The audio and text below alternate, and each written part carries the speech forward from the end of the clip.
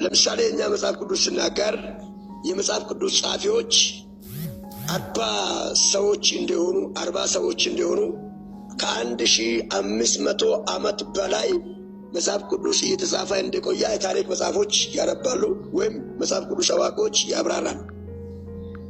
አሁን 1500 ዓመት ሲጻፍ የቆየው መጽሐፍ ቅዱስ ቀጥሎ 40 ሰዎች የጻፉት መጽሐፍ ቅዱስ 40 ሰዎችም በተለያዩ ዘመናት ላይ አንዱ ሲሞት የቆዩት መጽሐፍ ቅዱስ በራሱ ዘመን ላይ አራሚ ይመጣል ብሎ አልመጣም። መጽሐፍ ቅዱስ ላይ አራሚ ይመጣል ብሎ አልመጣም፣ አላወራም። አራሚ ይመጣል አላለም። ቀጥሎም ደግሞ ፕሮፌት ኦሪት ጠፍቷል። እሺ የለም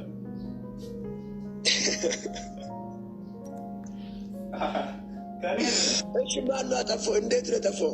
በጣም ጥሩ ማስረጃ የሰጠህ ነው። መጽሐፍ ቅዱስ ላይ ማስረጃ የሰጠህ ነው። ይላል የአባቶቻችን ኦሪት ጠፍታለች ይላል መጽሐፍ ቅዱስ። ና ላሰጠው ምኑ ጋር ቁርአን አይደለም ናብስር ለሳይ ነው ጌታ በጌታ ነው አይደለ ፕሮፌት? ኧረ እኔ ፓስተር ነኝ። ምን ነከ? እሺ ፓስተር ነኝ።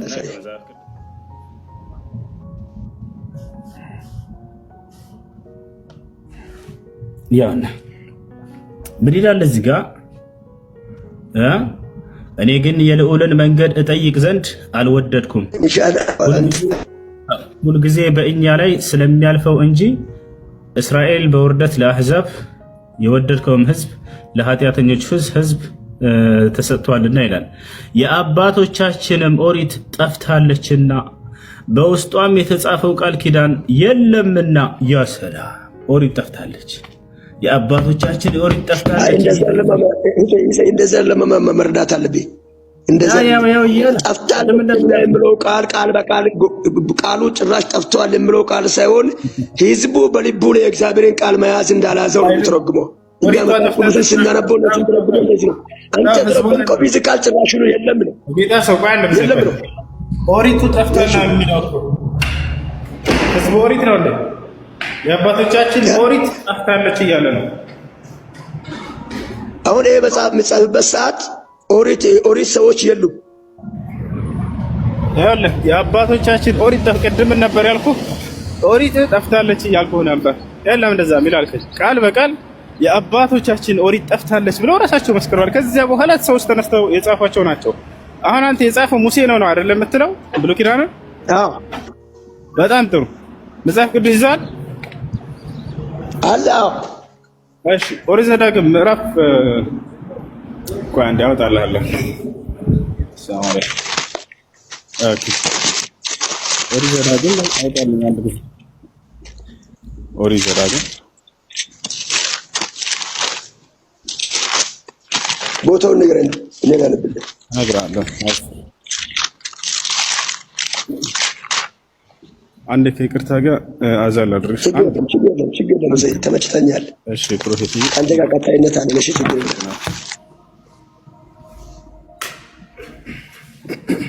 የሰውየው ግን አልተመለሰም እስካሁን። ያ የቀደሙ አላሁ አክበር አላሁ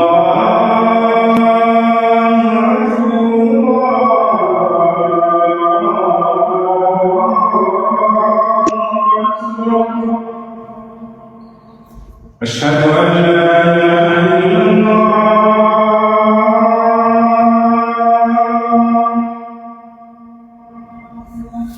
أشهد أن لا إله إلا الله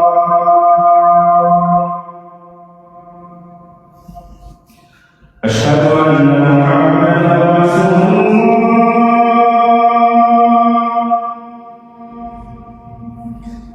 أشهد أن محمدا رسول الله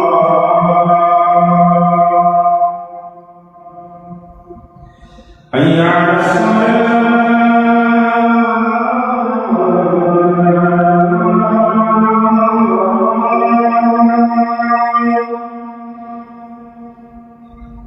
حي على الصلاة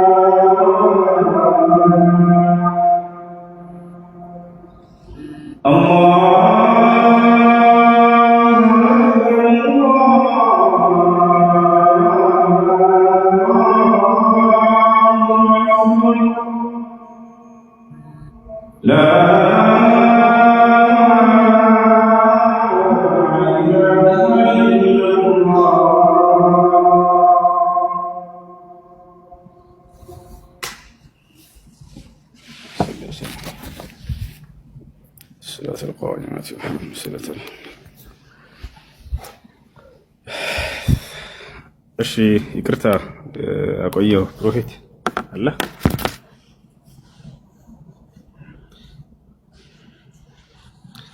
ይሰማል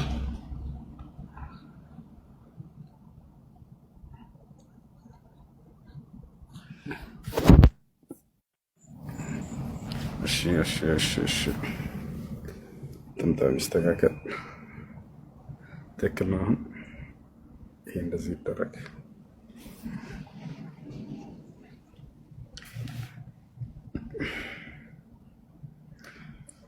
እሺ አሁን የት እንሄዳለን መሰለ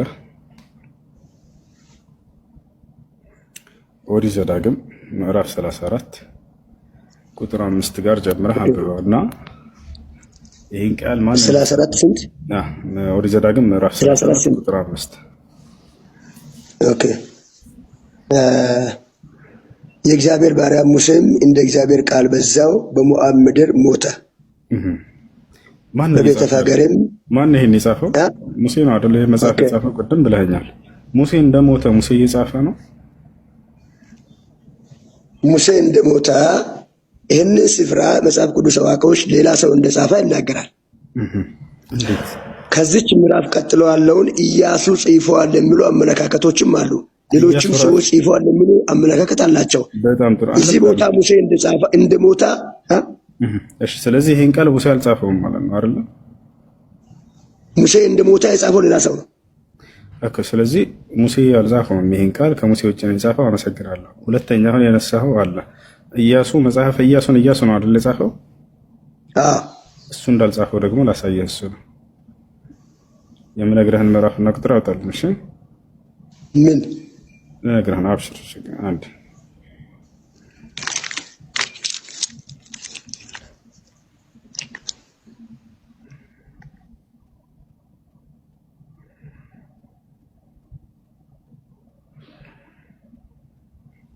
እሺ ኢያሱ 24:29 ኦኬ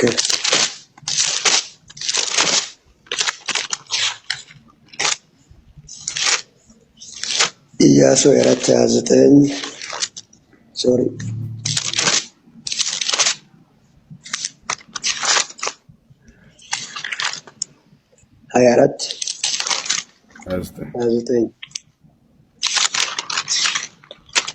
እሺ 24:29 ምንድን ነው የምለው 29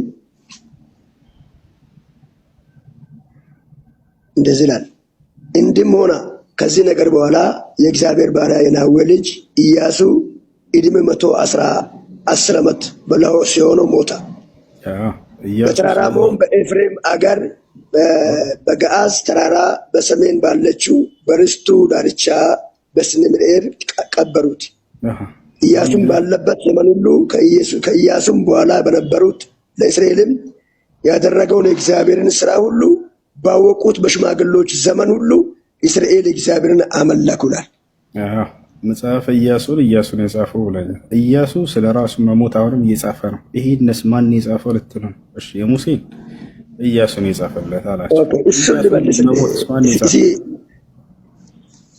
እሱ ልመልስልህ አንተን ምናልባት ያለበትን ቦታ ፖዚሽንን ሲያይ አሁን ያለበት ቦታ ስለማያውቅ እሺን ብዬ ስጠራ ይቅርታ ስለዚህ እንዲህም ሆነ ከዚህም በኋላ ሁለቱም ቦታ እየጠቀስካለሁ ኢያሱ ሞተ እዚህ ተቀበረ ይለናል ኢያሱ የት እንደሞተ የት እንደተቀበረ ማን ነው እየጻፈ ያለው ኢያሱን የጻፈው መጽሐፍ ጥሩ ነገር ነው የተየከለ ጥሩ ነገር ነው ልመልስልህ ሁለቱም የጠቀስካቸው ቦታዎች የመጽሐፉ ምዕራፎቻቸው መጨረሻ የሆነባቸው ቦታዎች ናቸው ለምሳሌ ሙሴ እንደሞታ እንደተቀበረ መጽሐፉን እየጻፈ ይምጣና ታሪኩን ሳይጨርስ ሙሴ ሞታ ታሪኩ ሳይጨርስ ሙሴ ሲሞት በሙሴ እግር ላይ ተተካው ኢያሱ ደግሞ ታሪኩን ተቀበለውና ሙሴ ከሞታ በኋላ ሙሴ እንደዚህ በዚህ ቦታ ሞቷል፣ እንደዚህ ሆኗል፣ ቀጣይነቱ በዚህ ሆኗል ብሎ ኢያሱ ተቀበለውና ታሪኩን ዘገቡ። ቀጥሎውንም እዚህ ቦታ ላይ የምናገረው እንደም ገብቶ ከሆነ የምናገረው ከኢያሱ በኋላ ሽማግሌዎች እንዳሉም በምዕራፉ ላይ ይናገራል። ኢያሱ ቀጣይነቱን ለሰዎች ሳያስረክብ የሞታ ነብይ መሆኑን መጽሐፍ ቅዱስ ይናገራል። በዚያው ኢያሱ መጽሐፍ ቅዱስ ለነብይ አይልም። መጽሐፍ ቅዱስ ሰው ንጉስ ነው፣ እሱ ነብይ አይልም።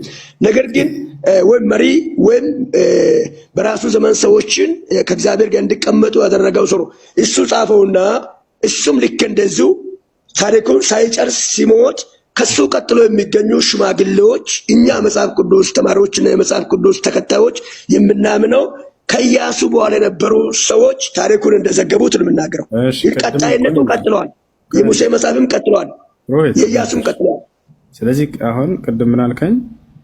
ኢያሱን የጻፈው የነበረው ብለኸኛል አይደለ? አሁን ደግሞ ይሄን ኢያሱ አልጻፈው።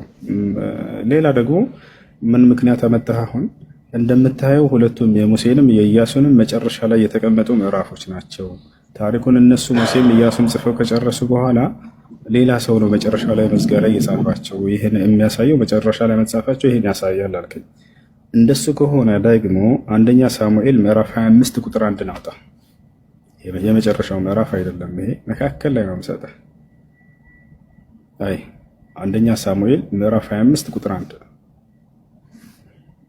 ሳሙኤል ስለ ሳሙኤል መሞት ራሱን ይጽፍልን ነው እንዳለ የመጽሐፍ ቅዱስ ጸሐፊያን ሙተው ነው ወይ የጻፉት? አልጻፉትም። ነብያት ጽፈዋል አትበሉ፣ አልጻፉም።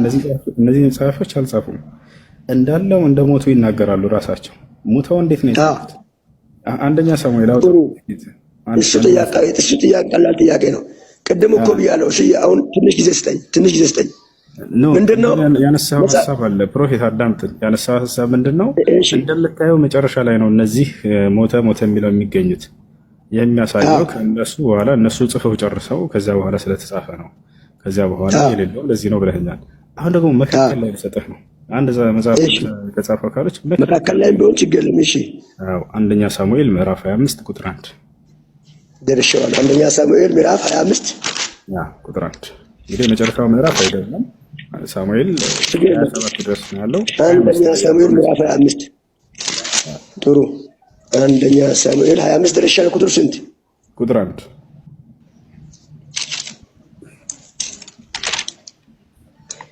ሳሙኤልም ሞታ፣ እስራኤልም ሁሉ ተሰብስቦ አለቀሱለት፣ በአርሜቴምም በቤቱ ቀበሩት። ዳዊትም ተነስቶ ወደ ፌሬን ምድር ባዳ ወረደ። ስለዚህ ሳሙኤል ስለ ሳሙኤል መሞት እየጻፈ ነው። የቱ ጋር ነው ይሄን የጻፈው? መጨረሻው ጋር ነው። ጥሩ። መጽሐፍ ቅዱስ አዋቂዎች እዚህ ጋር ምንድነው የሚሉት? የሳሙኤልን መጽሐፍ ሳሙኤል ከጻፈ በኋላ የሳሙኤል መጽሐፍ በሳሙኤል ብቻ የተጻፈ መሆኑን አምኑ። ሌሎች ጻፎችም እንዳሉ ያምኑታል። ሳሙኤል ገባኝ። ይኸውልህ ቀጥሎ ዳዊት እንዳለ እንደውም ዳዊት እንደጻፈ ነው የምታምነው። ገባኝ። እንደውም ዳዊት ተክቶ እንደጻፈ ነው የምታምነው። በእርግጥ ዳዊት ሊቃውንቶች እንደዚህ አሉ። የቱ ጋር ነው ሊቃውንቱ እንደሱ ያሉት? ከይቅርታ ጋር ሊቃውንቱ እዚህ ቦታ አይሰፍሩም፣ አይናገሩም። እዚህ ቦታ አይናገሩም። መጽሐፍቶች ማን እንደጻፋቸው በጋይድ መጽሐፎች ነው የሚተነተኑት። መጽሐፍቶች ማብራሪያ አላቸው። አንተም ታውቀዋለህ ይሄን ነገር። ስለዚህ ሳሙኤል አሳየኝ አንተ ፕሮፌት። ይኸውልህ ሊቃውንቱ አሁን ያልከውን ቃል እንዳሉ የቱ ጋር ነው ያሉት? እስኪ አሳየኝ። ጥሩ። ይኸውልህ የኛ መጽሐፍ ለምሳሌ እንደ ቁርአን ሐዲስ ምናምን እያለ እንትን ቦታ አይሆንም።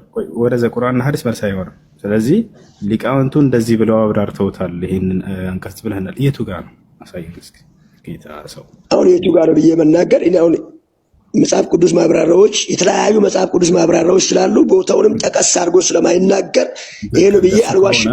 ብዙ ሰው እየሰማ ስለሆነ በቃ ጃ አለ ጃ ከላይ ያለውን የሥላሴ ሊቅ አለ ከላይ አንተ ጃ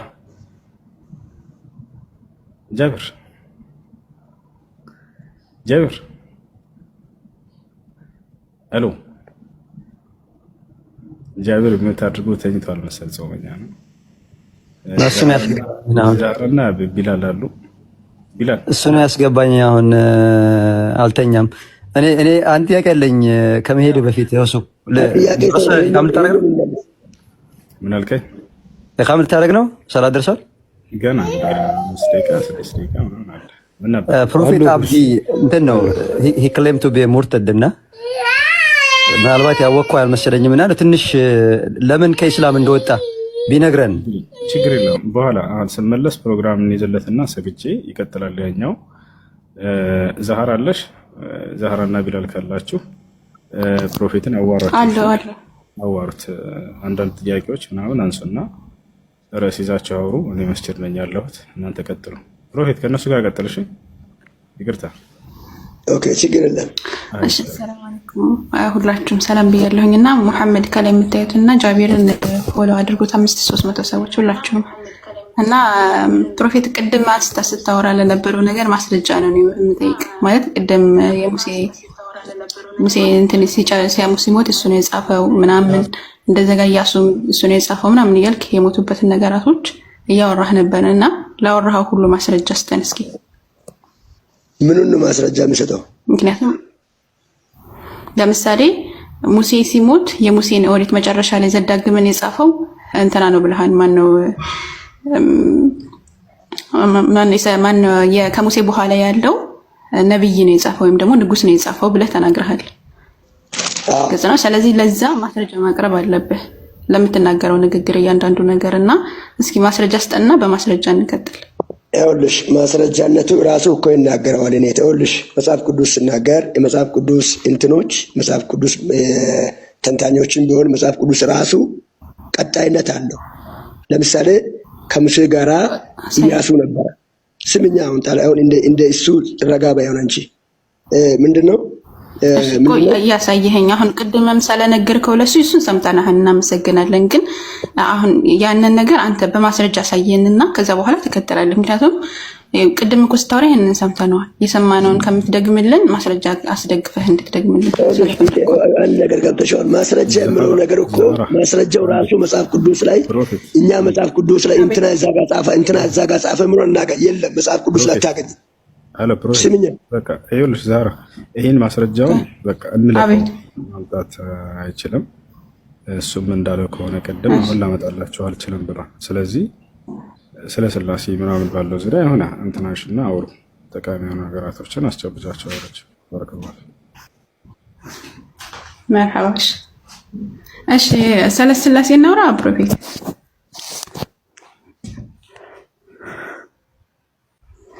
ይሰማሃል? ሚት ነህ ፕሮፌት አለ ሚት ነህ? እሺ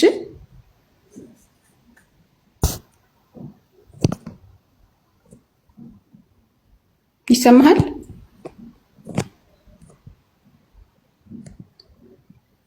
የኔ ነው እንዴ የተቋረጠው?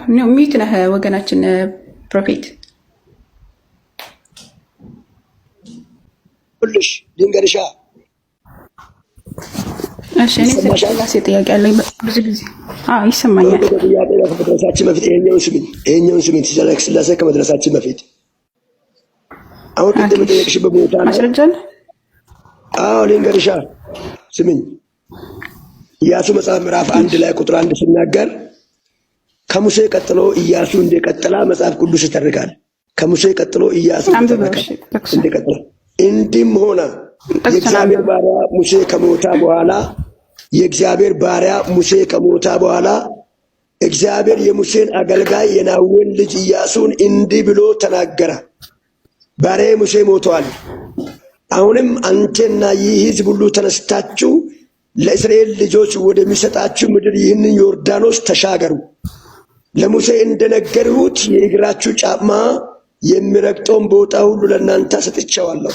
አሁን እዚህ ቦታ የምናገረው ኢያሱ ሙሴ እየጻፈ ይምጣና ሙሴ ከሞታ በኋላ ቀጣይነቱን ሙሴ እግር ስር ያለው ኢያሱ መጽሐፉን ተቀብሎ እንደጻፈ መጽሐፉን ተቀብሎ እንደ ህዝቡን ተቀብሎ እንደመራና እንዳሻገረው መጽሐፍ ቅዱስ ይናገራል።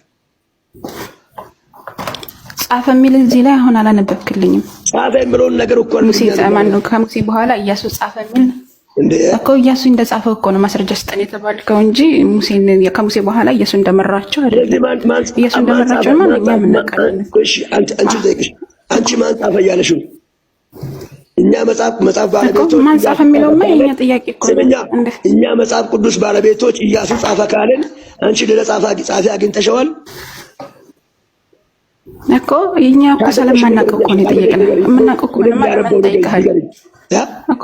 ከምናውቀው ካወቅነው ለምን እንጠይቅሃለን? ጸሐፊው አይታወቅም ያለው ጸሐፊው እኮ የመጽሐፉ ጸሐፊ አይታወቅም ነው። አይታወቅም። ክርስቲያኖች ዝም ብላችሁ ነው የተቀበላችሁ እኮ። የሚታወቅ ከሆነ ማስረጃ ማቅረብ አለ። የሚታወቅ ከሆነ ማስረጃ ማቅረብ አለ። ኢያሱ አለ ቀጣይነቱ። ቀጣይ ኢያሱ ብቻ ሳይሆን የእስራኤል ሕዝብም እኮ አለኛ። ቀጣይ ማን አለ እኮ አልጠየቅም። ስለዚህ ኢያሱ እንደሆነ ምንድነው ማስረጃው ነበር? ማስረጃውማ ኢያሱ ሊመራ እንደተነሳ ሕዝቡ እንደተረከበ መጽሐፉንም የሙሴንም መጽሐፍ ማስረጃ የለም። ኦሬዲ እንደጻፈው ምንም አይነት ማስረጃ የለም። ፕሮፌት ይኸውልሽ ስምኛ፣ ወደ ስላሴ እንሂድ። የሱን ፍርድ ለህና ለተሽዳል። ስለ ስላሴ እኛ እናውቀዋለን እንጂ ስለ ስላሴ ምንድን ነው ዋና ጉዳይ? እንምጣ እኮ ዋናው እኮ ስለ ስላሴ ነው። አሁን ይሄ አታውቀውም ኦሬዲ። ስለዚህ ሳላወቅከው ይሄኛውን ወደ ቀጣዩ እንሂድና ቀጣዩን እንይ ማለት ስለ ስላሴ ማወቅ ስለምንችል ማለት ነው። ኃይለ ቃላቶችን ሳይሆን መነጋገር አለብን። እሱ እስከሚመጣ ወራበለሰ ነው። አይ ሰውዬ አንደኛ እንደዚህ ቃላቶችን አትጠቀማ። በሰው ላይ እንደዛ ይጠቀሙ። ሰውን እያከበረሽ አውሪ እንዴ! እኔ እኮ ነው ምንም እኮ አልተጠቀምኩም። ምን ያልኩትኝ ተወካለሽ ጋርሽ እንዴ! አይደረግም እንደዚህ ሰውን እያከበረሽ አታውቅም አይባልም።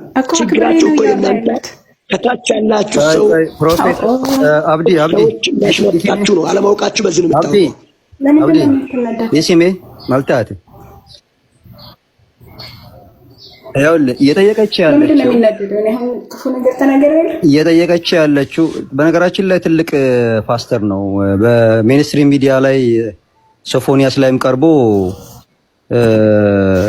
30 ጁስ ቁርአን በተመለከተ ሲያወራ ነበርና በኋላ ሁሴን ሲመጣ ይሄ በደንብ መጠየቅ አለበት።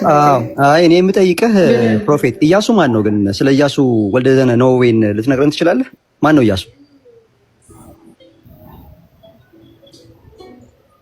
አንሚዩት አድርጉት። ሚዩት ያደረጋችሁ ሰዎች ግን እንትን ቢላል ሁሴን ሲመጣ ይሄንን ጠይቆት ማለት ነው። ከዛ በኋላ ወደ ቀጣዩ ብንሄድ ይሻላል ብዬ አስባለሁ ኢንሻአላህ። አይ ዋናው ስለ ስክሪፕቸር ጋር ይሄ ማኑስክሪፕት ጋር በተያያዘ ብቃቱ ካለው ችግር የለውም፣ በማንኛውም ሰዓት መምጣት ይችላል። ዋናው የድህነት ጉዳይ ላይ ማውራት ከቻለ ስለ ድህነት ማለት ነው፣ በዛ ላይ ሁሴን ሲመጣ እናወራለን። አሁን ግን የኢያሱን ማንነት እንዲነግረን ነው ሁሴን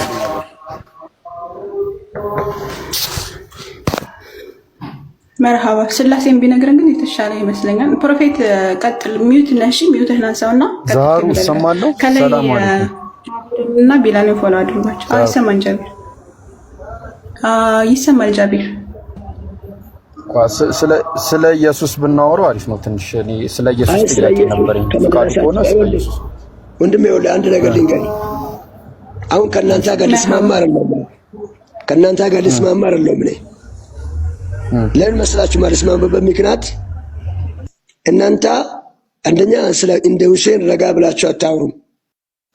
ሁለተኛ ደግሞ አንድ ርዕስ ላይ ረጅም ጊዜ ውስጣችሁ መነጋገር አትችሉም። ቀጥሎ ደግሞ 15 ቦታ ነው አብዲ ተረጋጋ። ይሄን ሳይኮሎጂ ተውና ቆይ ይኸውልህ ፕሮፌት አብዲ እየሰማሁ ነኝ ዮ ጋፊ ቀብዳ ጥያቄህን መጠየቅ ትችላለህ፣ ይመለስልሃል። እኛ ስንጠይቅህ ደግሞ አንተ ፓስተር ነህ አይደለ? የፈለግከውን እመልስልሃለሁ፣ ችግር የለም። አዎ። ስለዚህ አሁን ምን ማድረግ አለብን መሰለህ? የምንጠይቀውን ጥያቄ መመለስ ከቻልክ ትመልሳለህ ስንልህ እያሽሟጠጥን አይደለም። መመለስ ከቻልክ ማለት ጊዜው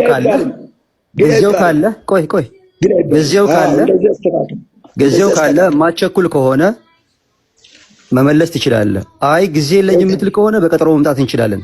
ለጊዜው ግን አሁን ስለ ኢየሱስ ክርስቶስ እናውራ ወይስ ስለ ስላሴ እናውራ ነው እያልን ያለ ነው። ስለማን ብናወራ ይሻላል?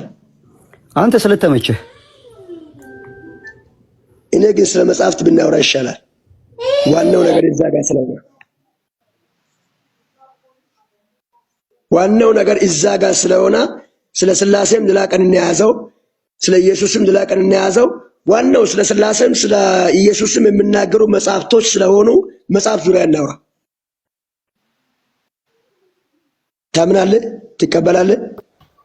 ተስማምቻለሁ። ችግር የለውም። እሺ በቃ ጥሩ እንቀጥል። በመካከል ድምጽ ገብቶብኝ ነው። ቀጥሉ።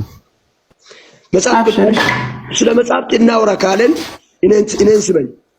መጽሐፍ አሁን ስለ መጽሐፍት እናውራ ካለን ስላሴም ቢሆን የሚገኘው መጽሐፍ ውስጥ ነው። ኢየሱስም ቢሆን የሚገኘው መጽሐፍ ውስጥ ነው። ዓለምን እየመራ ያለው መጽሐፍ ሌሎች ሃይማኖቶች በአገላ ብዙ ቢኖርም ዓለምን እየመራ ያለው መጽሐፍ ሁለት ነው። መጽሐፍ ቅዱስና ቁርአን። አሁን ወደ ሐሳቡ እንግባ። ፕሮፌት እንዳይረግ። እሺ አሁን እስኪ ከኦሪት እንጀምርና የኦሪት ጸሐፊ ሙሴ እንደሆነ እስኪ ማስረጃ ስጠኝ። የኦሪት ጸሐፊ ሙሴ እንደሆነ ማስረጃ ስጠኝ። የኦሪት ጸሐፊ ሙሴ እንደሆነ ማስረጃ ስጠኝ እንዴ? አዎ ሙሴ እንደዚህ አለ፣ ሙሴ ኦሪትን ጻፈው ምናምን የሚል ሳይሆን ሙሴ ጻፍኩት ብሎ የተናገረ በመጀመሪያ መደብ ላይ ካለ ማስረጃ ስጠኝ። ሙሴ እንደ ጻፈው ራሱ የተናገረበትም ማለት ነው። ስለ ሙሴ ሌላ ሰው የሚተርከውን ሳይሆን በመጀመሪያ መደብ ራሱ የተናገረበት አለ። ሙሴ ኦሪትን ጻፍኩት ብሎ ከእግዚአብሔር ሰምቼ ጻፍኩ ብሎ የተናገረበት አለ።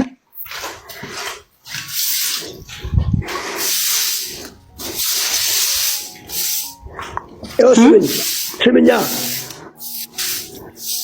ምዕራፍ 19 ላይ ቁጥር 6 ላይ እንደዚህ የመሳሰሉ ሌሎችም ነገሮች አሉ። አሁን በእርግጥ በአጋጣሚ ስለገባው ቃል በቃል እንደዚህ ስምኛ ጠየቀሽኝ እኮ ምዕራፍና ቁጥር ነው የነገር እኮ አንብብልኝ። ምዕራፍና ቁጥር ተቀስና ምዕራፍ 19 ኦሪት ምን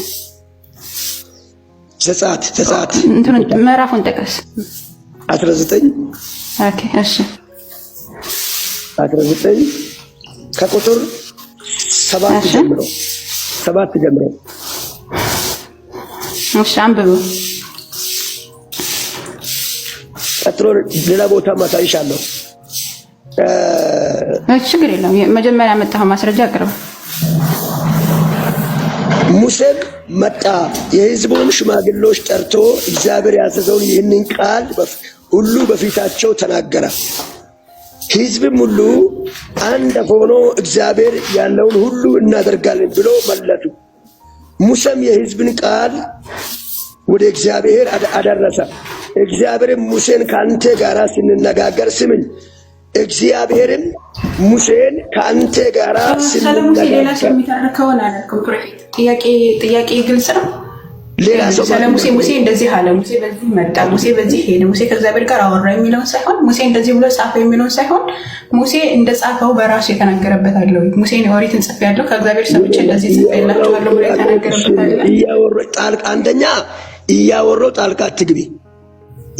ጣልቃ አትግቢ። ግን መልስ ሲመልስልኝ ነው። መልስ ሲመልስልኝ እባክሽ በቃ ልውጣ። አንቺ አልተረዳሽኝም። እሺ ቀጥል።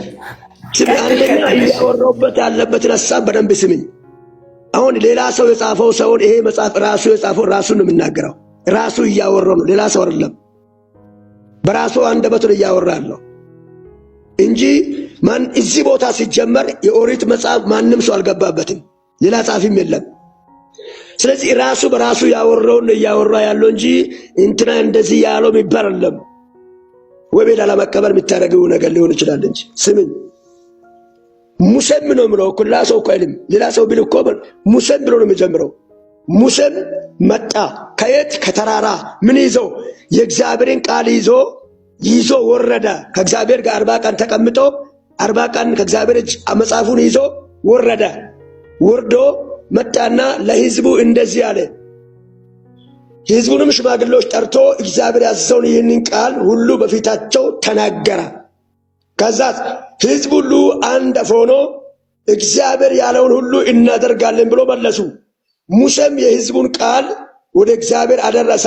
መልሶስ አሁን እግዚአብሔር ደግሞ እግዚአብሔርም ሙሴን ስምኝ፣ እግዚአብሔርም ሙሴን ከአንተ ጋር ስንነጋገር ሕዝቡ እንዲሰሙ ደግሞም ለዘላለም እንዲያነቡህ እነሆ በከባድ ደመና እመጣልሃለሁ አለው።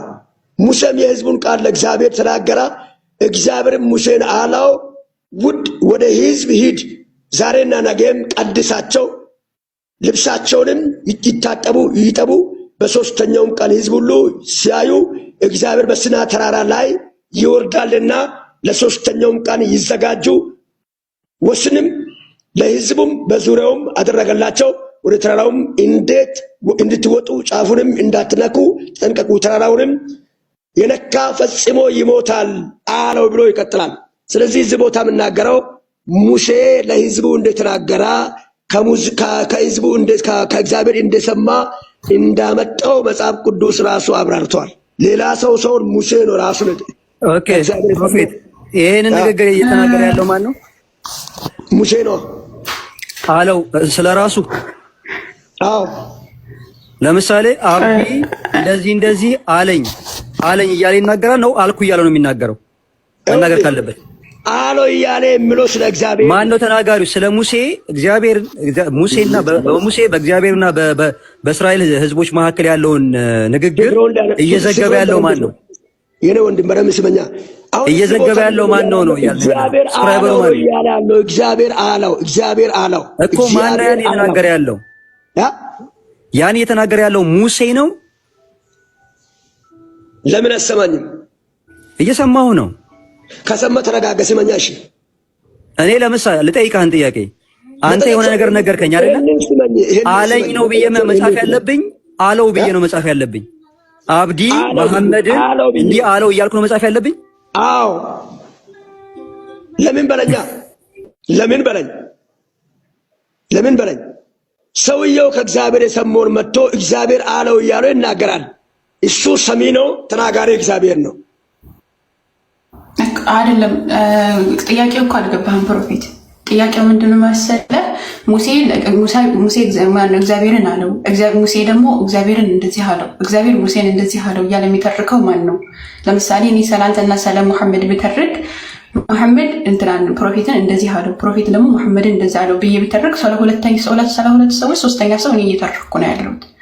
አንተ አሁን እንደተናገርከው የተናገርከው በአጠቃላይ ሙሴ የእግዚአብሔርን ቃል እንደዚህ ያደረገ፣ እስራኤላውያን እንደዚህ ያደረጋቸው፣ በዚህ አመጣ፣ ኦሪትን አመጣ፣ እንደዚህ ያደረገ፣ ጻፈ ወይም አመጣ እያልክ እየተናገርክ ነው። ስለዚህ ሶስተኛ ሰው ነው እንጂ ሙሴ አይደለም እየተናገረ ያለው። ሙሴ በመጀመሪያ መደብ እኔ ጽፌያለሁ የሚል አለ ወይ? ሙሴ ኦሪትን ከእግዚአብሔር ሰምቼ ጽፌያለሁ የሚል አለ ወይ ነው ጥያቄ። እንደዛ ካለ ስጠኝ። ከዛ በኋላ ይሄኛውን ደግሞ እናየዋለን። እንደዛ ከሌለ ማለት ነው። ኧረ አለ። በእናትህ እናንተ ያልተደማመጥ ነው። እሱን ነው የምፈልገው። በቃ አሁን ተረድተኸኝ ከሆነ ጥያቄውን እሱን ስጠኝ እባክህን። አሁንም ልስማ። አሁን ጸጥ ብዬ አዳምጬህ ነበረ። የጠየኩት ጥያቄ አልተመለሰም እና አሁንም ልጠብቅህ። ሙሴ በመጀመሪያ ምድብ ስለራሱ ኦሪትን እንደጻፈው ያስቀመጠበት አንድ ማስረጃ ካለ ከዘፍጥረት እስከ ዘዳግም ድረስ እስኪ አንድ ቦታ ላይ ስጠኝ። ያው ስመኛ መስማት ስለማትችሉ ይሆን ይችላል እንጂ እያወራሁልሽ ያለሁት አለኝ የሚለውን ብቻ ሳይሆን አለ የሚለውም ጭምር ራሱ እግዚአብሔርና ሙሴ እንደሚነጋገሩ ነው የሚያሳየው። ከሰማሽኝ ረጋ ብለሽ ስሚኝ፣ ካልሰማሽኝ የኔ እናት ቴንኪው ብዬ እወጣለሁ። እንደማመጥ አወጣለሁ እያልክ እያስፈራራሃል ነውና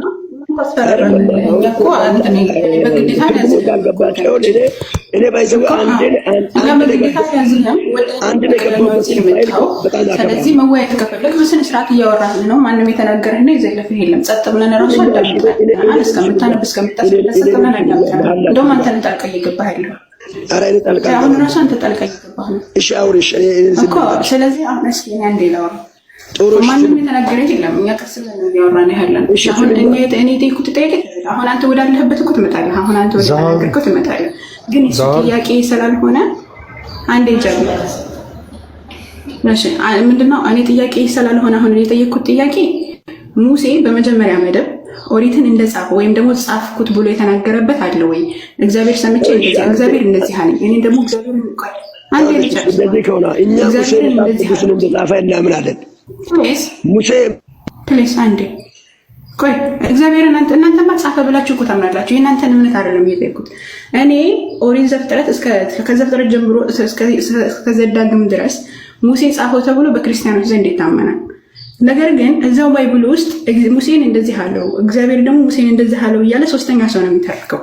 ሶስተኛ ሰው ከሚተርከው ውጪ በመጀመሪያ መደብ ኢየሱስ ማነው ሙሴና እግዚአብሔር ያወሩበትን እንደተናገረው ሁሉ በመጀመሪያ መደብ የተናገረበት አለው። ሙሴ ራሱ እግዚአብሔር እንደዚህ አለኝ እግዚአብሔር ሙሴ ደግሞ እግዚአብሔር እንደዚህ አልኩት እያለ የተናገረበትን ከዛ በኋላ በመጀመሪያ መደብ ሙሴ ኦሪትን እንደዚህ ጻፍኩ እያለ የተናገረበት አለው።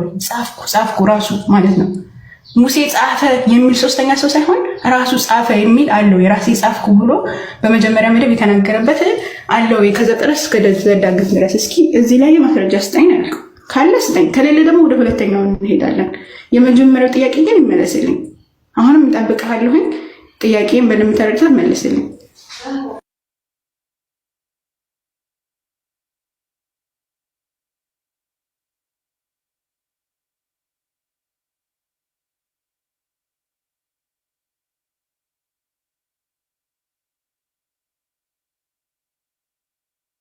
እየሰማሽ ነው?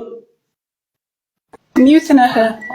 ኧረ መልሻለሁ። ሙት ለምን ታደርጋላችሁ? ሙት ታደርጉት ነው። እየሰማሽ ነው? ቀጥል። እየሰማሁ በይዘው ከላይ ያላችሁ አብዱል ከሪምን፣ ጃቢርን፣ መሐመድን ፎሎ እያደረጋችሁ እሺ፣ 3600 ሰዎች ፎሎ አድርጓቸው። አዎ እየሰማሁ ነው። ፕሮፌት ጥያቄን ተረድተሃል ብዬ አስባለሁ። መልስልኝ። ይኸውልሽ ስሚኝ፣ አንደኛ ስፍራውን በደንብ አድርጌ እንድገባሽ ሊያነብልሽ እያወራ ያለው ሌላ ሰው ሳይሆን ራሱ ሙሴ እግዚአብሔር ከሱ ጋር እንደተነጋገረ እግዚአብሔር እንደዚህ አለው እያለ ያወራል እንጂ ስለሰው አይደለም። ተናገረው እግዚአብሔር ነው። ለማ በሙሴ ላይ እግዚአብሔር ተናገረው። ሙሴ ደግሞ መጣና ለህዝቡ ሲናገር እግዚአብሔር እንደዚህ አለው ይላል እንጂ ስለ ሙሴ ሌላ ሰው እንደዚህ አለው አይደለም እያወራል። በደንብ ስምኝ። ከተረተሽ ከሆነ ስፍራው የምናገረው ጻፉም ሙሴ ነው፣ አምጪም ሙሴ ነው፣ ተናጋሪም ሙሴ ነው። የተናገረው ደግሞ እግዚአብሔር ነው። ከእግዚአብሔር የሰማውን ነገር መጥቶ ለሰው ሲናገር እግዚአብሔር እንደዚህ አለው እያለ ለሰው ያብራራል።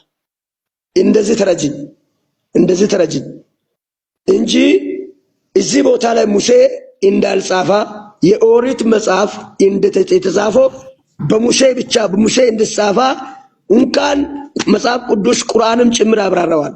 በሙሴ የወረደው ብሎ ነው ያብራራው። ስለዚህ ስመኛ ጣልቃት ስለ ቁርአን አታውራ እባክህ። ስለ ቁርአን አታውራ። ቁርአን ሳይሆን አሁን እዚህ ጋር ማስረጃ የሚሆነ ቁርአን ሳይሆን መመለስ አልቻልክም። ከይቅርታ አብዲ ታጋድርግልኝና ዛህሮ አጠቃለውና ከዛ ቀጥሉ እናንተ።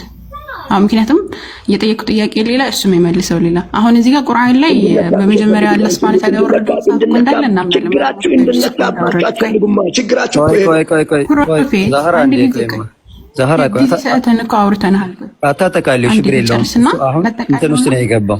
ከዛ ወደ ቀጣዩ ብትሄድ ይሻላል ማለት እንትን እየተንዛዛ ስለሆነ ማለት ነው። አሁን ቅዳም ሶስተኛ እየጠየቅኩት ነው፣ ሶስቱን ጥያቄ ስላልመለሰ ስለዚህ ወደ ቀጣዩ እንሄዳለን። እኔ ጠቅላላ አድርገው አሁን እዚህ ጋር የጠየቅኩት ጥያቄ በመጀመሪያ መደብ ሙሴ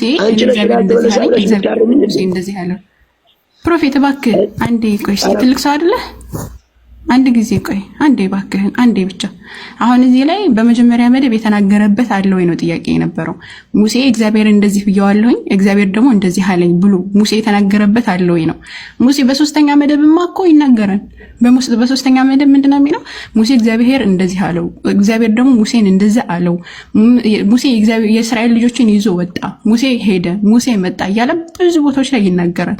ግን በመጀመሪያ መደብ የተናገረበት አንድ ቦታ አለ ወይ ነው ጥያቄ። እንደጻፈ ምንድነው ማስረጃ የሚል ጥያቄ ነበረ። እሱን አልመለስክም።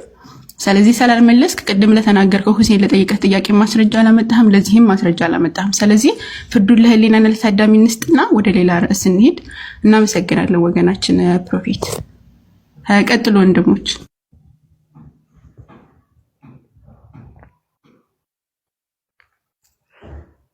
አይ እኔ እንደ ሐሳብ ማንሳት ፈልጌ ይሰማል ፕሮፌት አብዲ ይሰማል? ሄሎ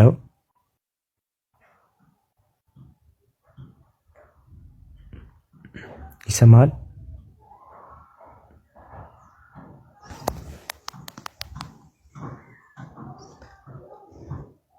ሚዩት ነው ፕሮፌት አብዱልካሪም ይሰማል?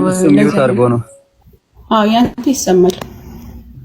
ሚዩትን ክፈት እንትና ወገራችን ሚዩትን አንሳ። ሚዩት ስሎክ ሚዩትን አንሳና አውራ። ይሰማል?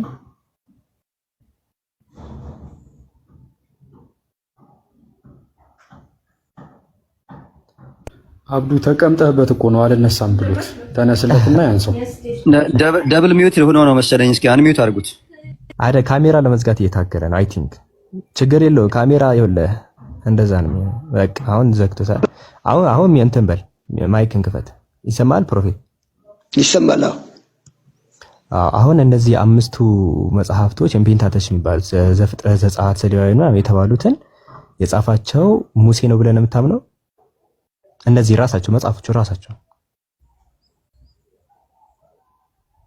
ፕሮፌት ይሰማል? ራሱን እነዚህ አምስቱን ጥቅሎች የጻፈው ሙሴ ነው ወይ? አማኞች መጽሐፍ ቅዱስን ኦሪትን መጽሐፍ የጻፈው ሙሴ መሆኑን እናምናለን። አኮ አምስቱን ፔንታተቾች ዘፍጥረት፣ ዘጸአት፣ ዘሌዋውያን፣ ዘዳግም፣ ዘሁልቁን የጻፈው ሙሴ ነው። ይሄን ጽሁፍ የጻፈው ሙሴ ነው ብለን ነው ታምናው አይደል? አዎ እናምናለን። በቃ አሁን የዚህ ጽሁፍ ጸሐፊ ሙሴ ስለመሆኑ እስቲ መረጃ ስጠን። ይሄ ነው ባጭሩ፣ አጭር ጥያቄ። አይ ሙሴ ስለመሆኑ መረጃ ስጠን ሰው ሙሴ አለመሆኑ መረጃ አምጡልን። አይ ነው ያለ ሰው እኮ ነው ማስረጃ። አይደለም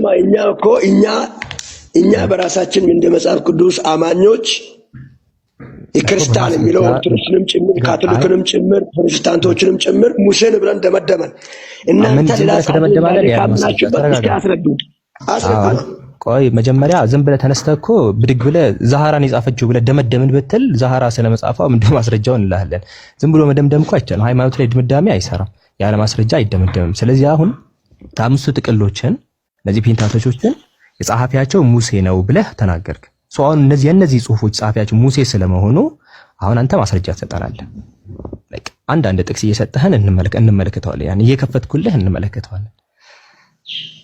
አሁን ይሄ ዋና መከራከር የሚገባቸውን ጉዳዮች ስላልደሉ አሁን ያሳየሁት ምዕራፍ ራሱ ሙሴ እንደጻፈ ነው የሚያሳየው። ምዕራፍና ቁጥር ንገረኝ። አንብበው ራስሽ ሊያሳይክ እኮ ምዕራፍና ቁጥር ከፍቼ ነው ማሳየው። ምዕራፍና ቁጥር እሺ፣ ጥሩ ሊያሳይክ ከቁጥሩ አንድም ጀምሮ እስከ መጨረሻ አንብበው። ጠቅላላው ስለሱ ነው የሚያወራው። ሙሴ እንደጻፈው ነው የሚናገረው። እሺ ከዚህ 3700 ሰዎች አብዱል ከሪምን መሐመድ ከታች አብዱ መርካቶ ገብታልና አብዱ መርካቶ መጽሐፎችን ምናምን ይሸጣል። የትም አትገር ብትሆኑ ያመጣላችኋል። ስለዚህ አብዱ መርካቶን ፎሎ አድርጋችሁ መግዛት ትችላላችሁ፣ በመጥለብ ትችላላችሁ በውስጥ እና ወንድሞችን ደግሞ ፎሎ አድርጋችሁ ጃቢርን መሐመድን አብዱል ከሪም። እኔ ደግሞ ሐዲስን በነፃ የሚሰጠኝን ይፈልጋሉ። በአካች ሐዲስ በነፃ ስጡኝ። ኧረ ቆይ አንተ ሰውዬ ምን ሆነሃል? ተረጋጋ። ሐሳብ እንትን አትስርቅ። እሺ ዞሪ ዘጸአት ምዕራፍ 19 ላይ ሙሴ ነው የሚናገረው። ሙሴ ስለመሆኑ ማስረጃ አለ ብለናል። የትኛው ቁጥር ላይ ነው ሙሴ ስለመሆኑ ማስረጃ? ዘጸአት ምዕራፍ 19 ዘጸአት ምዕራፍ 19 ከአንድ ጀምረ እስከ መጨረሻ አንብብ። የትኛው ነው ሙሴ ስለመሆኑ የሚናገረው? የትኛው ነው? ከፍቼዋለሁ። የቁጥር እያነበብክ ነው አንተ ከአንድም ጀምረ አንብብ። እሺ በሶስተኛው ወር የእስራኤል ልጆች በግብጽ ምድር ከወጡ በኋላ በዚያን ቀን ወደ ሲና ምድረ በዳ መጡ። ማን ነው የሚያወራው? ሙሴ ነው እያወራው። ቀጥል። ማስረጃ እኮ ማስረጃ ውስጥ ለሱን እኮ ነው ጥያቄያቸው። እየወረድክ ሂዳ ብራዝል እየወረድክ ቀጥል። ማስረጃ ራሱ መጽሐፍ አብረው እየወረድክ ጥቅስም ብቻ ፍቅጭታ እሱ ነው እኮ የታለ ተናጋሪ? አሁን እየወረድክ ሂድ። እስከ ስንት ልውረድ? አቤት እንዴት እንደሚያነበው ነገር ተነስተው ወደ ሲና ምድረ በዳ መጡ። ታሪክ እየነገረን ነው። እንደዚህ መጡ። በዚያም ሰፈር ወደ እስራኤል በተራራው ፊት ሰፈረ። ሙሴም ወደ እግዚአብሔር ዘንድ መጣ። እግዚአብሔር በተራራው ጠርቶ ማን ነው የሚያወራው? እዚህ ላይ ማን ነው የሚያወራው? ትናንትና አንድ ኡስታዝ ሲያስተምር ሰምቻለሁ። በተመለስ ስመኝ ከአንድ ጉድጓድ ስትከራከሩ እናንተ ሙስሊሞች ለመከራከሪያ ሳይሆን ሐሳቡን ለመቀባበል ተነጋገሩ ብለዋል። ስለዚህ ሐሳቡን ለመቀበል ማስረጃውን እዚህ ጋር ማን ነው እያወራ ያለው? ከላይ ያለው ለምትለቀዋለ ይሄው ከላይ ጀምሬ ከቁጥር 1 2 እያልኩ ቀጠልኩኝ እስከ ቁጥር 3 ሳነብ ሙሴንም ይተርከዋል ሰውየው። ሙሴም ወደ እግዚአብሔር ዘንድ መጣ፣ እግዚአብሔርን በተራራው ጠርቶ እንደዚህ አለው እያለ ማን ነው? ጥሩ እሺ፣ ቀጥል አለው፣ ጠራው። ከዛ ማን ነው የሚያወራው? ይሄን ታሪክ የሚተርከው ማን ነው? ራሱ ሙሴ ነው እኮ። ለሱ እኮ ማስረጃ ብትሰጠን ዝም ብሎ በደብድ ዛሃራስ ብትሆን እዚህ ጋር እንዴ ሁሱስ ቢሆን ዝም ብሎ የፈለከውን ሰው እንትና ነው የሚናገረው ትላለህ። እንደዚህ አልገምት እኮ ማስረጃ ነው። ግምት ካልሆነ እንደዚህ ማስረጃ የለማ። ይሄ እንደዚህ እኮ ማስረጃ አስተና እኮ ማስረጃ አስተ የሙሴም ተመሳሳይ ነው። ልክ እንደዛ ነው የምትለን አንተ። ልክ ሁሱ ነው ተናጋሪው። አንዴ አዳምጣት። ዝም ብላ አታውራ። አንዴ አዳምጣ። አንዴ ጥያቄው ሳይገባ ቆይ ተግባብተናል። ተግባብተናል። እንደው ቼን አይደላችሁም እናንተ ዝም ብላችሁ ቆይ እኮ እኔ ምንም የተረጎምኩት እኮ ነገር የለም። እዚህ ጋር እየተናገረ ያለው ማን ነው ነው ወይ ሁሱ? እንደዚህ አይደለም መጽሐፉ፣ እንደዚህ አይደለም የምትረጎመው። ሐሳቡን ልትቀበል ከፈለግ ሙሴ ወደ እግዚአብሔር ወጣ፣ ከተራ መጣ፣ ለእስራኤል ተናገረው። ከማን የሰማው? ከእግዚአብሔር የሰማውን። እንደዚህ ውሰድ። አረ አብዱልከሪም ስለ ስላሴ አውሩ በዚህ ልቀጥል እንጂ ልቀጥል። ቆይ ስማኝ፣ አንድ ልንገርህ።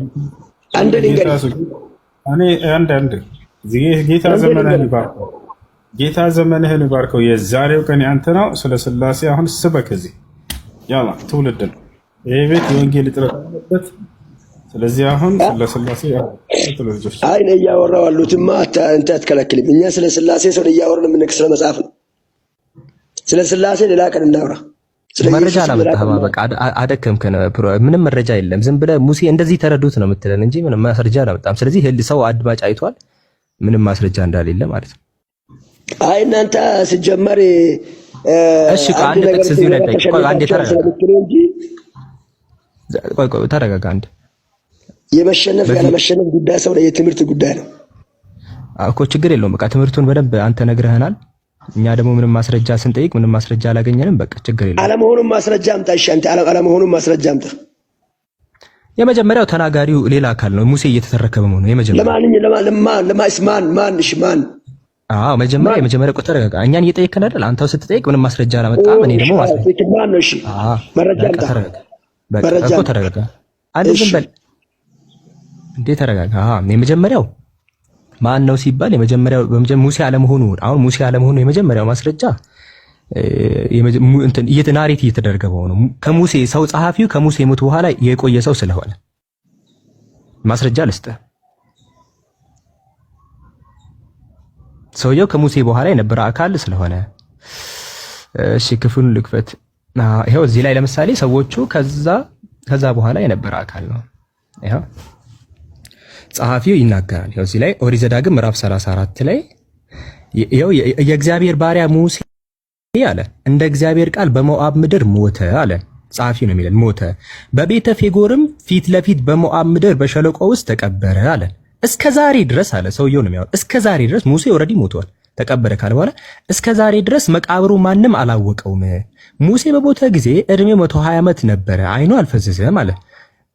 የእስራኤል ልጆች በሞዓብ ሜዳ 30 ቀን ለሙሴ አለቀሰውለት አለ። እንግዲህ ሰውየው ከሙሴ ሞት በኋላ 30 ቀን ዊትነስ እያደረገ አልቀሰውለት አለ። እስከ ዛሬ ድረስ ደግሞ መቃብር ማንም አላገኘውም እያለ ነው ሰውየው። ለዚህ ሰውየው ሌላ አካል ነው። ከሙሴ ሞት በኋላ እያንዳንዱ ለቅሶውን ሁላ ስንቀን እንደሆነ እስከ ዛሬ ድረስ ማንም ቦታውን አላገኘውም እያለ ያወራ ነው ሰውየው። እስከ ዛሬ ሲል ሙሴ ኦልሬዲ መቃብር ውስጥ ነው ያለው። ሰውየው ግን እስከ ዛሬ ድረስ መቃብሩን አላገኙትም፣ ማንም እንትን አላለም። 30 ቀን እያለቀሱለት ነበረ አለ። ስለዚህ ከሙሴ ሞት በኋላ ያለ አካል ነው። ይሄንን ከሁሴን ጋር ቅድም ተነጋግረን ተማምነንበታል። አንተ አዲስ መተህ ነው የምታወራው። እሱ አሁን እያወራን ያለው ሙሴ ከሞታ በኋላ የተቀበለው ኢያሱ ነው። ይሄን ቦታ እንደዚህ የሚያደርገው ኢያሱ የሚለውን ነገር እዛ ቦታ አታገኝም። ተረካቢ እንዳለው ግን መጽሐፍ ሁሉ ሌላ ቦታ አሳይቻለሁ።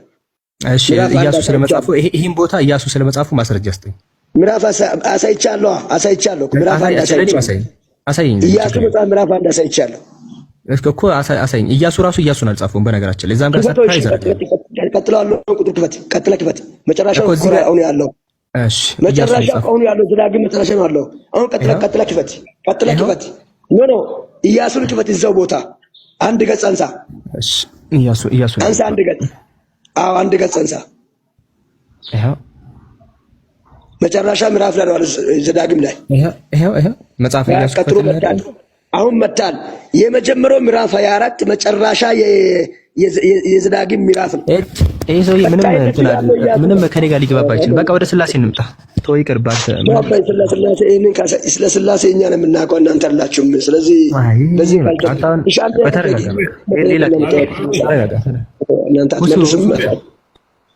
አሎ፣ ሰላም እንዴት ነህ? ጸጋና ሰላም ይብዛልህ። ፕሮፌት ይሰማል? ፕሮፌት የሚለው ራሱ ስፔሊንግ በትክክል አልጻፈውም። በረጋ ፕሮፌት እንደዚህ አይጻፍም። እሺ አብዲ እኔ አይደለም የጻፍኩት፣ እንዴት ነህ? የጻፍኩት እኔ አይደለም። ጌታ ጸጋና ሰላም ይብዛልህ። እሺ ዘመንህ ይባረክ። አንድ አዳምጠን እስኪ። የዛሬው ቀን ያንተ አይደለም። መጣየልኝ በእናትህ ደስ ስትል ከምር ኧረ እነኛ ያስቸገሩ በስመ አብ ኧረ እነሱ ስለታስገባቸው ተረጋግተው አይሰሙም። ትልቅ ስህተት አየሁኝ። እስኪ ሙስሊም ነበርኩ ብላችኋል? ሙስሊም ነበርኩ ብለሃል? ሙስሊም ነበርኩ ብላችኋል? ኧረ ቤተሰቦቼ ሙስሊም ነኝ ምንም አላፍርበታለሁ። አላፍርበትም። ሙስሊም ነበርክ? አላፍርበትም። ነገም አላፍርበትም። ከነገ ወዲያም አላፍርበትም። ሞቶም ብለሃል ወይ? ሞቶም ተነስቻለሁ ብሏል። ሞቼ ተነስቻለሁ ብሏል። ሞተ ተነስታል።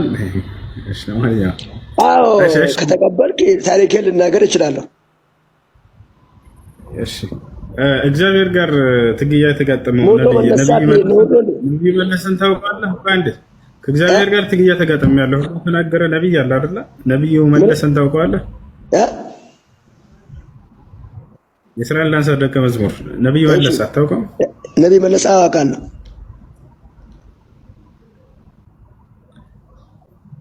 አሎ አውቀዋለሁ። ነብይ መለሰ ትክክለኛ ነብይ ነው ብለህ ታምናለህ? ሐሰተኛ ነብይ ነው?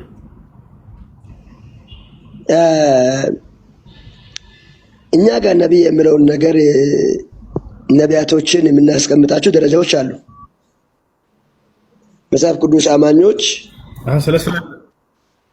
ገባኛ ላስረዳክ። አንዳንድ ጊዜ አንድ ሰው በነቢያት መንፈስ ተሹሞ ስነ ምግባር የሚባል ነገር አለ። ስነ ምግባር ጉድለቱንና የሰውየው ኦፊሱን ለይተን ማወቅ አለብን። ስነ ምግባሩን እጠላዋለሁ፣ የሚያወራቸውን ንግግር እጠላዋለሁ። ይሄን ለምሳሌ ባለፈው ኢንተርቪው ሲደረግ አንዳንድ ቃላቶችን በስሜታዊ ሆኜ ያወራኋቸው አሉ። ገብቼም ኖ እስላም ወንድሞቼም በዚህ ነገር በድየዋለሁ። እኔ ላይ የደረሰብኝ ነገር ትክክለኛ ነው፣ ያለፍኩበትን ነው ያወራሁት። ነገር ግን አንዳንድ በኔ ላይ የደረሰብኝ ስሜታዊ ሆኜ ለምሳሌ አንተ አንገት ስታረድ፣ እግር ሲሰበር፣ ዋጋ ስትከፍል ባደረሰው አጋር ላይ ብታወራበት ስሜት አለው። አንተም ብትሆን ታውቀዋል። በዚህ ሲያወራ እንደዚህ አርጉብኝ ብዬ ሲያወራ ስሜታዊ ሆኜ ያወራው ስሜታዊ ሆኜ ሲያወራ ይሄኛውን መልሼ ሌላ ቪዲዮ ገባውና ሌላ ቪዲዮ ገባውና አይ በዚህ ጉዳይ ላይ መናገር የለብኝም ነበረ።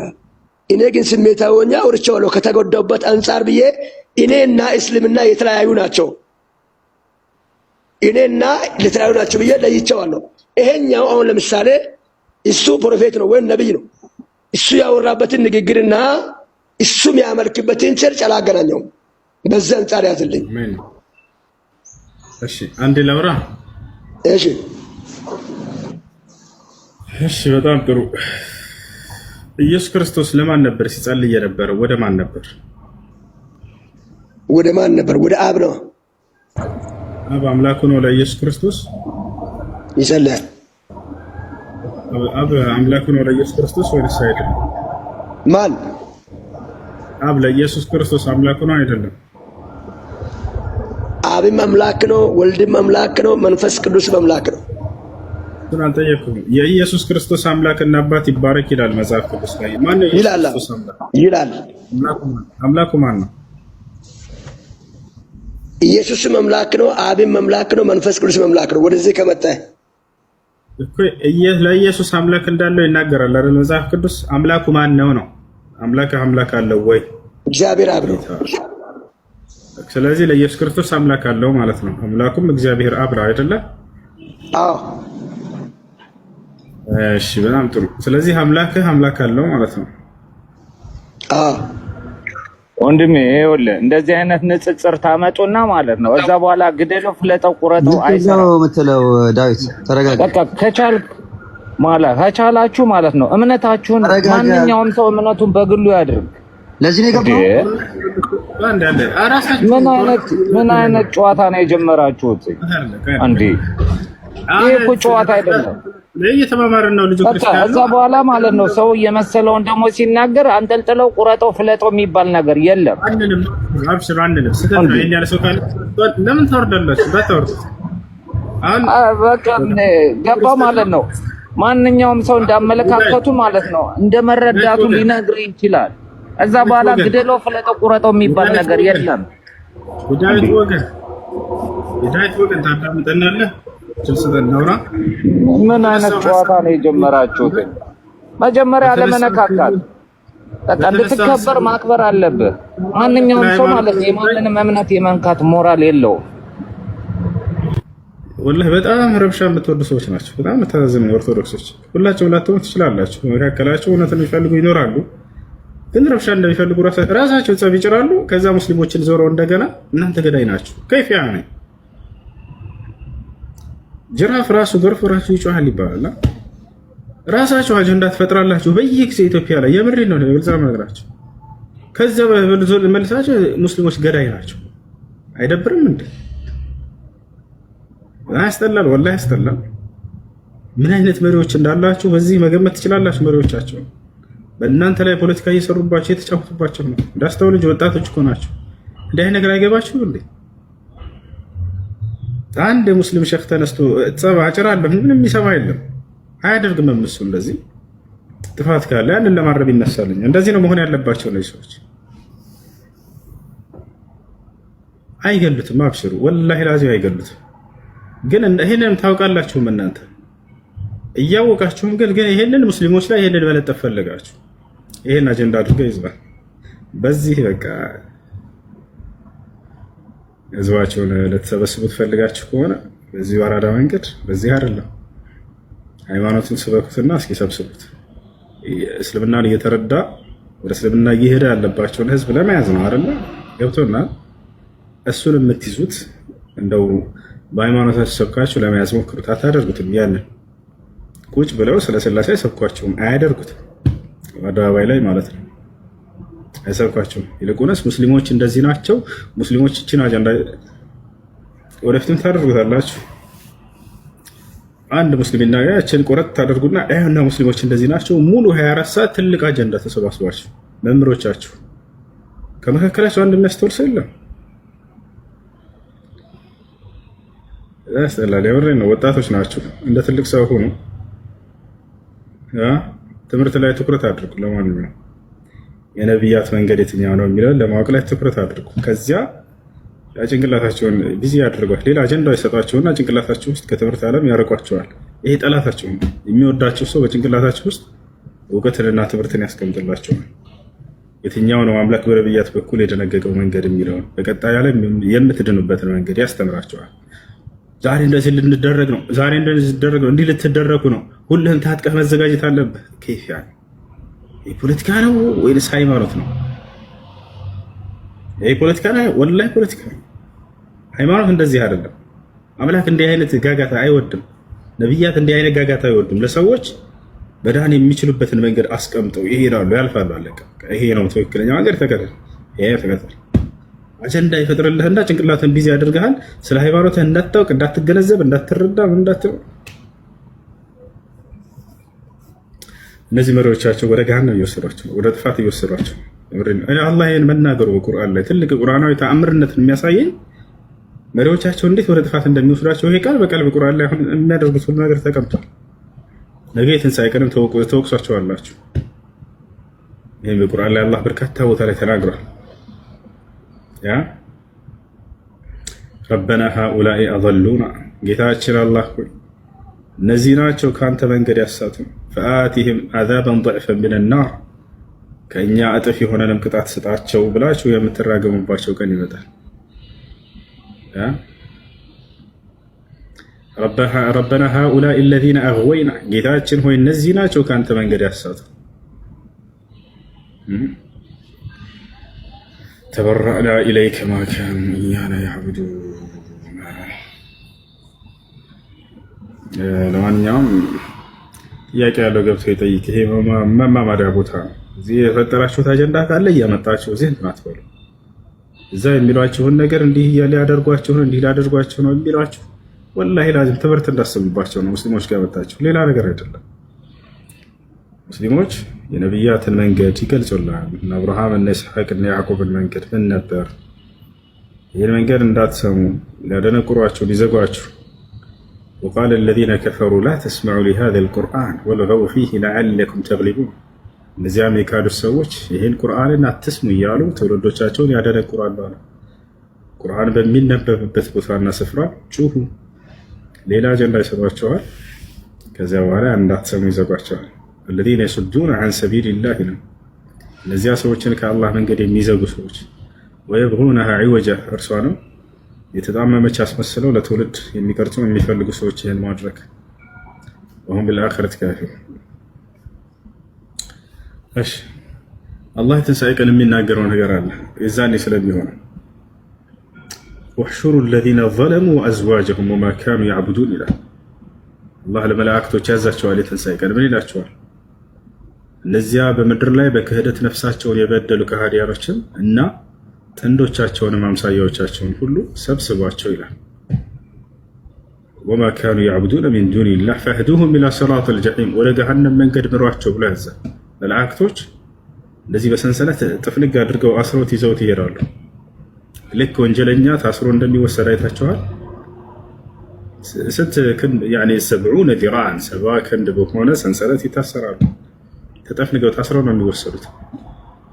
የውመ ዩስሐቡነ ፊናሪ ዐላ ውጁሂሂም እያለ ይናገራል።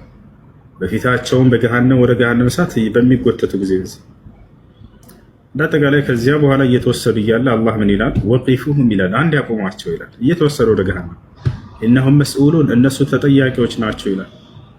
ምን ይጠይቃቸዋል? ማለኩም ላ ተናሰሩን፣ ለእናንተ ዛሬ ምን ተገኝቶላችሁ ነው የማትረዳዱት? በምድር ላይ አንዳችሁ ከአንዳቸው ጎን ሆናችሁ ስትረዳዱ አልነበር እንዴ? ከጎንህ ላይ ስትለው አልነበር እንዴ በጥፋቱ ላይ? እና አሁን ተረዳዱ እንጂ ለምን ዝም አላችሁ ይላቸዋል። በል ሁም ልየውመ ሙስተስሊሙን አላምላካችን አላህ በእውነትም እነርሱ የዛኔ እጅ ሰጥተዋል፣ አለቀ በቃ። ከዚያስ ምን ያደርጋሉ? አቅበለ ባዕዱሁም ዐላ ባዕድን የተሳአሉን አለ። ከፊል ወደ ከፊላቸውን ዙረው ይወቃቀሱ ይጀምራሉ፣ ይጠያየቁ ይጀምራሉ አለ። መሪና ተመሪዎች ምን የሚል ጥያቄ ምን ወቀሳ ነው የሚያቀርቡላቸው? ቃሉ ይሏቸዋል አለ ተመሪዎቹ እነኩም ኩንቱም ተእቱነና ዐለል የሚን፣ እናንተ ናችሁ ከቀኛችን ከፊታችን ወደ እውነት እንዳንሄድ ስትጋረጡብን የነበራችሁት፣ ወደ አምላክ መንገድ እንዳንሄድ ከፊታችን ቁማችሁ ስትዘጉን የነበራችሁት እናንተ ናችሁ ይሏቸዋል። ከዚያ እነዚያ መሪዎቹ ምን ብለው ይመልሳሉ? ቃሉ በል ለም ተኩኑ ሙእሚኒን፣ አይ በመጀመሪያ ማማኝ አልነበርክም፣ በእኔ አታማኸኝ ይለዋል። መጀመሪያ ማማኝ አልነበርክም አንተ ሲጀምር፣ እኔ በእምነትህ ላይ ያገኘሁ በዛ ላይ ጽናትን ሰጠሁ እንጂ እኔ አይደለሁም ያስካድኩ። ወማ ካነ ለና ዐለይኩም ሚን ሱልጣን ይለዋል። እኔ በአንተም ላይ ስልጣን አልነበረኝም፣ ከፈለክ ማመን ትችል ነበር ይለዋል። በል ኩንቱም ቀውመን ጣጊን፣ በእውነትም ወሰን አላፊ ሰው ነበርክ፣ ወሰን አላፊዎች ህዝቦች ነበራችሁ ለራሳቸው ብለው ይሸመጥጧቸዋል። አንዱ ሌላውን ይክዳል። እዚያ እኔ አላቅልም፣ አንተ ነህ የመራኝ፣ አይ አንተ ነህ ለራስህ መጀመሪያ ክደህ ነው ያገኘሁ፣ በዚያ ላይ ጸናሁ እንጂ እኔ አላጠመንኩም ይለዋል። ፈሐቀ ዐለይና ቀውሉ ረቢና ይላሉ። ያም ማለ ይህ አሁን በሁላችንም ላይ የጌታችን የአላህ ቃል እኔን የካዱ ሰዎች የእሳት ናቸው የሚለው ቃሉ በእኛ ላይ ተፈጽሞብናል። ኢና ለዛኢቁን፣ እኛ የጀሃነምን እሳት ቀማሾች ነን። ፈአግወይናኩም ኢና ኩና ጋዊን ይላሉ።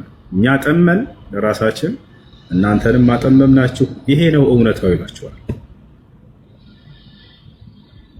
ጥመት ላይ እንዳለ ያውቃሉ፣ ስህተት ላይ እንዳለ ያውቃሉ። ነገር ግን እንዴት አድርገን ወደ እውነት እንዳይሄዱ እንዝጋቸው የሚለውን መንገድ ይፈጥሩላቸዋል። በየጊዜው እንዲህ አይነት አጀንዳዎችን እያስነሱ ወደ እውነት እንዳትሄዱ እንዳትሰሙ የሚያደርጉባችሁ ፖለቲካ ነው በእናንተ ላይ። ፈኢነሁም የውመኢዚን ፊል ዐዛቢ ሙሽተሪኩን አለ አምላክ አላህ ቀጥሎ፣ እነርሱም የዛኔ በቅጣት ላይ ተጋሪዎች ናቸው አለ፣ አብረው የሚቀጡ ናቸው። ዘላለም እየተወቃቀሱ ይኖራሉ። በአንተ ምክንያት ነው፣ አንተ ነህ እዚህ ለመግባቴ፣ እኔ አላውቅልህም፣ አንተ ራስህ እየተባባሉ ይኖራሉ። በርካታ ቦታ ላይ ቁርአን ላይ አላህ አውስቷል ይሄን ነገር። فإنهم يومئذ في العذاب مشتركون إنا كذلك نفعل بالمجرمين على ملك الله እኔ ልክ እንዲሁ በአማጽያን በካዲያኖች ላይ ልክ እንዲህ እሰራለሁ እንላለን። ለምንድን ነው ይሄ ሁሉ የሆነው ሲባል ጊዜ አላህ ሱብሓነሁ ወተዓላ ተናገረ። إنهم كانوا إذا قيل لهم لا إله إلا الله يستكبرون እነርሱ እነዚህ ሰዎች በአንዱ በአምላክ በአላህ እመኑ ከእርሱ በስተቀር ሌላ አምላክ የለም ሲባሉ ጊዜ ይሄን በሉ ሲባሉ ሻዳ ቃል ነች ላ ኢላሃ ኢለላህ በሉ ሲባሉ ካኑ የስተክቢሩን ይኮሩ ነበር አለ። ወየቁሉነ ይላሉም አለ አኢና ለታሪኩ አሊሀቲና ሊሻዒሪን መጅኑን እኛ ለአንድ ገጣሚና ለአንድ እብድ ብለን አማልክቶቻችንን ልንተው ነው ይሉ ነበር አለ። በል ጃአ ቢልሐቅ ወሰደቀ አልሙርሰሊን በእውነትም እርሱ ሙሐመድ እውነትን ይዞላችሁ መጥቶ የነበረ ይላቸዋል። ቀደምት ነቢያትንም አረጋግጦላቸዋልም ይላል። አዎ እነ አብርሃም፣ እነ ኢስሐቅ፣ እነ ያዕቆብ፣ እነ ዮሴፍ፣ እነ ሙሴ፣ እነ መሲሁ እነዚህ ሁሉ ቀደምት ነቢያት እውነተኛ ነቢያቶች ናቸው ብለው በዚህ በተሰጣቸው ቃል ላይ በቁርአን ላይ አረጋግጠውላቸዋል። የእነርሱንም መንገድ ሊሰብኳችሁ መጥተዋል። የሁሉም መንገድ አንድ ሆኖ ታገኙታላችሁ፣ ሁለት አይደለም። ያ ምንድነው? ኢስላም ነው። አንድና ብቸኛ የሆነውን ፈጣሪ በብቸኝነት እርሱን መገዛት፣ በእርሱ ላይ ቅንጣት ሳታጋሩ አምልኮን ለእርሱ ብቻ አድርጉ ነው ያሏቸው። ያ መሲሁ ከነቢያቶች መካከል አንድ ነቢይ ነው። በጊዜው አምላክ ላከው፣ ለእስራኤል ልጆች እንዲያስተምር አስተማረ። በጊዜው ተአምራቶችን አላህ ሰጠው፣ ለቀደምት ነቢያት እንደሰጠ ያ ነው እንጂ እርሱ በፍጹም አምላክ አይደለም። የአምላክ አገልጋይ ነው። ዮሐንስ ወንጌል ምዕራፍ 20 ቁጥር 17 ላይ ወደ አምላኬ ወደ አምላካቸው አድርጋለሁ አለ ኢየሱስ። ኤፌሶን ምዕራፍ 1:3 ላይ የኢየሱስ ክርስቶስ አምላክ ይባረክ ይላል። ኤፌሶን ምዕራፍ 1 ቁጥር 17 ላይ የኢየሱስ ክርስቶስ አምላክ ይባረክ ይላል። አምላክ አለው እያለ መጽሐፉ። ለምንድን ነው ያን አምላክ የማትፈልጉት? ማን ነው የክርስቶስ አምላክ? መቼም አምላክ አይኖረው። አምላክ አለኝ ካል خلاص እርሱ አምላክ አለ እንዳልሆነ እዚህ ጋር ታገኛላችሁ። ይሄ ነው አሌክስ ፕላስ 961 የት ሀገር ቁጥር ነው? ሳውዲ አይደለም 966 ሳይሆን 961 በኤርት ነው። 961 ነው ያልኩት። እሺ በኤርት ነው አይደል? በኤርት። እሺ ኤስፒዋይ ሚውተናሳ ሄሎ ሉብናን ነው የሚለው ሁሱ። ኦኬ ሉብናን ነው አንድ ላይ ነው የሚጠቀሙት። እዚህ ጋር +61 961 is the country code for ሌባኖን ነው የሚለው። ኦኬ ያው ነው አይደለ? ኦኬ ሉብናን እና ቤይሩት። እሺ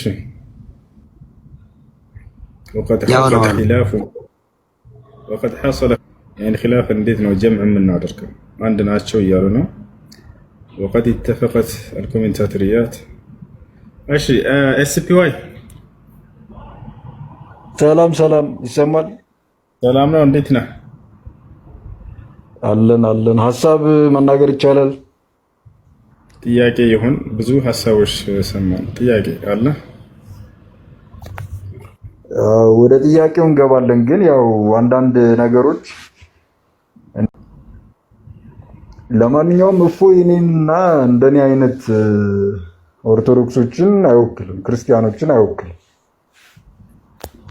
እኔ ቤተክርስቲያን ነው ያደኩት ሊባል ይችላል። የቤተክርስቲያን ወዝ እንኳን የሌለው ሰው ነው። በስርዓት ውዳሴ ማርያም ዳዊት እንኳን ያልደገመ ሰው ነው። ቅዳሴ ዜማ ቢባል እንኳን የማይመልስ ሰው ነውና እሱን ሰምታችሁ ሁሉም እንደዛ እንዳሆነ ባትፈርጁ ደስ ይለኛል። ሲቀጥል ደግሞ አላማው ስለ እምነት ብቻ አይመስለኝም እና ትንሽ ጥንቃቄ ብታደርጉ እናንተ ጋር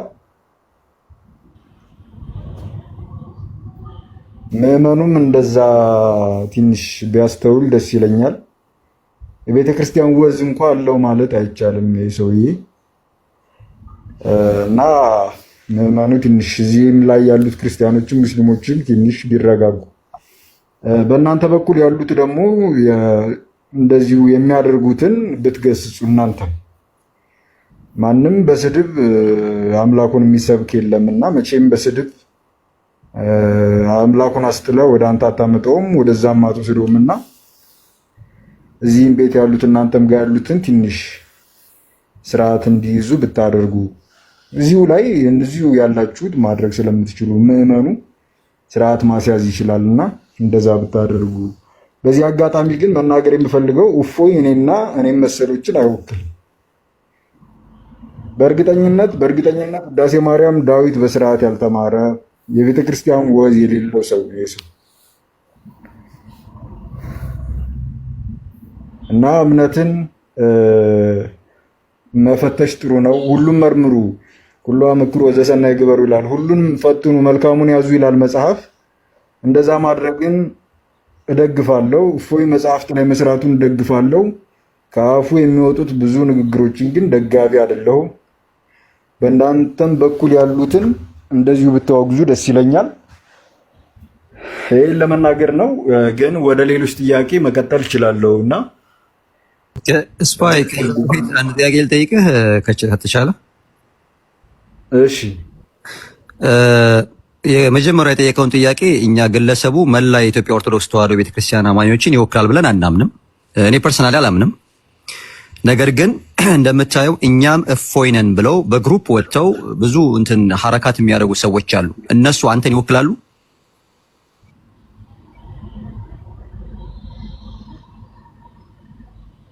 እሱም እኔን አይወክልም። ስለዚህ በአንድ ሀገር ውስጥ ስንኖር እምነታችንን ተከባብረን ተፈቃቅረን ተደጋግፈን የአንዱን አክብሮ መኖር አለበት ብለህ ታምናለህ አይደል?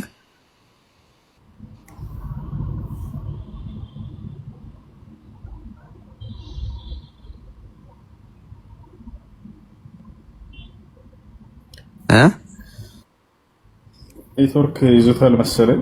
ጥሩ ሀሳብ ነው። እሱን ነው እኛም የምንለው። ሰዎች ስርዓት ባለው መልኩ ይህ ሃይማኖት ነው። ሃይማኖት በስነ ስርዓት መነጋገር ነው። ጥያቄ ያለው ካለ ማንኛውም መጠየቅ ይችላል። እሱ በነገራችን ላይ ስለ ሃይማኖት አይደለም ሰውዬ የሚናገረው፣ እስልምና ላይ ትችት ብቻ ነው የሚያቀርበው። ስለ ክርስትና ሲሰብክ አታዩትም። ንጽጽር ምናምን አይደለም። ልክ እንደ ኤቲስት ሆኖ የእምነት አልባ ሆነው ሰዎች እንደሚያነሱት ማንሳት ነው የሚያነጻጽር። ለምሳሌ ከክርስትና ያለውን ያነሳላቸዋል። በእኛ ግን በመጽሐፍ ቅዱስ እንደዚህ በእስልምና ግን እንደዚህ አይነት ነገር አይደለም። እንደዚያ ከሆነ ችግር የለውም። ነገር ግን ከሙስሊሞች ፊት መጥቶ ይሄን ነገር ቢያወራው፣ እንዲሁም ደግሞ ስርዓት ባለው መልኩ ብታወሩ ሌሎችም ክርስቲያኖችን ይሄ ነው። ለማንኛውም የልጁ ሀሳብ ሰምታችኋል። ክርስቲያኖች ጥያቄ ያለው መጠየቅ ይችላል።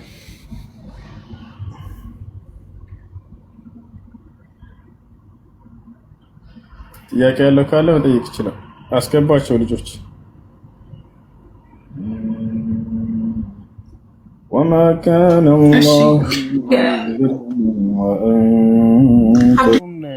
ይሄ ቆሻሻ የሆነ ሰውዬ ማንንም እንደማይወክል በጣም ሁላችንም አለ አይደለ እየተነገረ እየተወራ ያለው ነገር ሁሉም ላይ ያለ ነገር ተደርጎ ሁሉም አስተሳሰብ ሁሉም ክርስቲያን አድርጎ እንደሚያስበው እየተወራ ስለሆነ እንደዛ እንዳልሆነና እኛ ከሌሎች ጋር በጾም ጊዜ ቴምር እየተቀባበልን እንዴት አድርገን እንደኖረን ልገልጽ ፈልጌ ነው እንጂ ያው ሌላ ሀሳብ የለኝም። እሺ ሶል እናመሰግናለን። ጥያቄ ካለሽ መቀጠል ትችላለህ።